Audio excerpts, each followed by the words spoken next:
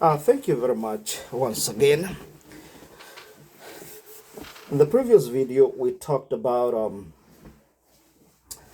unemployment, and this time we are going to break down how an economy functions because that is going to help us understand how unemployment normally come about. Here's the deal. Unemployment is an element of a market. Is a symptom of something is not happening in the market. So how does an economy function? An economy is a market. A market is where a place where exchanges occur. The smallest unit in the economy is the individual. Individual. In most cases, there will be either individual or a company or a family. We normally refer to them as, in case of individuals and family, we call them households and firms. Firms is companies, partnerships, and even you know whatever form of organizations, NGOs, things like that. The firms.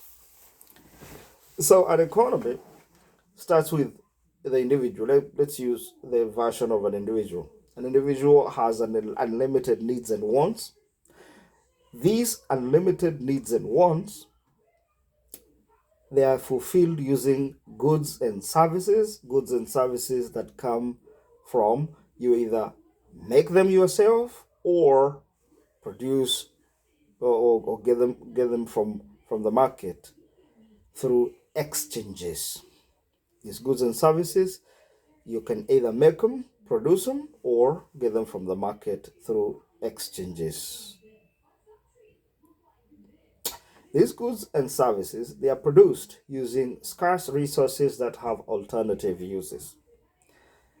That's it means resources are competing to what to produce. So the market determines, or actually should determine, what is going to be produced for who and even how much is going to be sold out there in the market. In the market, something else happens. These exchanges are a little bit difficult unless there's something facilitating these exchanges. How? What do I mean by this? If you produce rice and I produce cows and I'm a lawyer, the other one is a lawyer, the other one is a teacher, and then we have an engineer and a politician. How do we exchange these things? Because if I'm a politician and I don't want rice and you want political services, and this politician want engineering services, how much engineering hours is equal to political hours is equal to how much bags of rice? It was an archaic problem that evolved for centuries before we eventually we discovered something we call money, especially the current forms of money, notes, bank deposits, things like that, bonds, things like that, promissory notes. So money facilitates exchanges in the stock market. It's not necessarily in the stock market, but in the market. Let me put it in the market. Whatever you are selling and buying. Now, that money, where does that money come from? In our political contexts, we have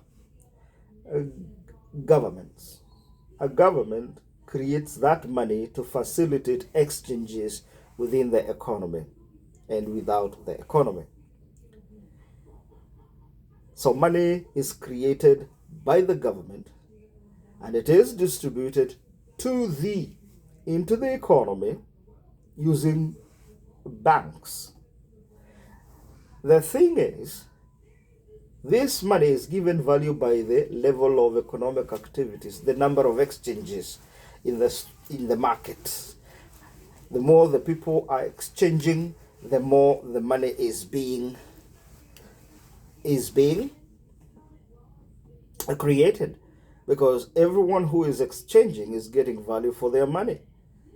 Every buyer is buying at a higher value, or at least believes, the seller believes that he's getting value. Each one of them is getting value. You're getting value for goods, and I'm getting value in form of money.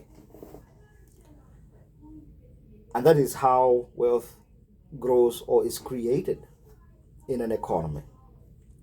Since once buying is someone else is selling, and the selling always has a markup that increases the value in the economy. Equally, the government should increase the quantity of money as the economy grows.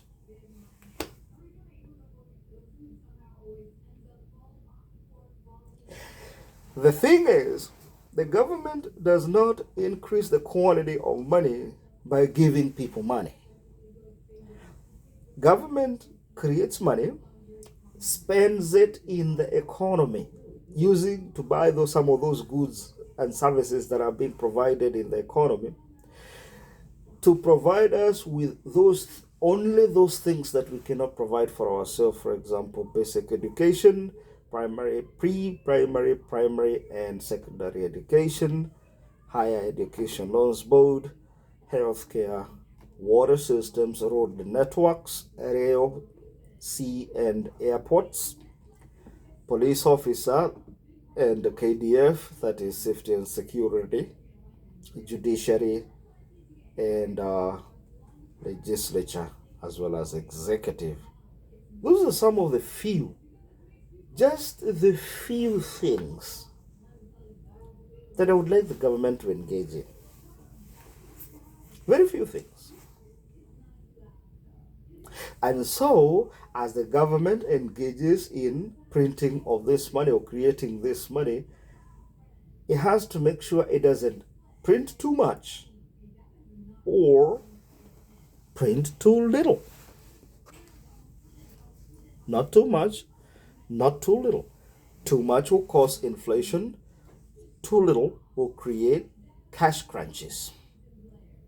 Now, the second part, or deflation, deflation, that is what Africa has been going through. Despite the fact that we have the ability and the potential to create our own money and distribute it through creation of public goods in order to create increased liquidity in our markets, we have continued to let our economies crumble all the way to ground zero. And the question is, why, despite the fact that we always, there's always money coming in, we have money, but where does the money go? After money is pumped into the economy, where does it go? And the answer is very simple, and it's explained by the concept that it's not formally defined, but I refer it to as export deficit spending. The fact that we are importing too much, more than we are exporting. We're importing too much relative to how much we are exporting. It means our money is going out. Our money in terms of liquidity is going out, but we are getting goods and services. So our currency is being converted into other currencies and stuck in our central bank, as our reserves are dwindling because we are exporting just a little bit.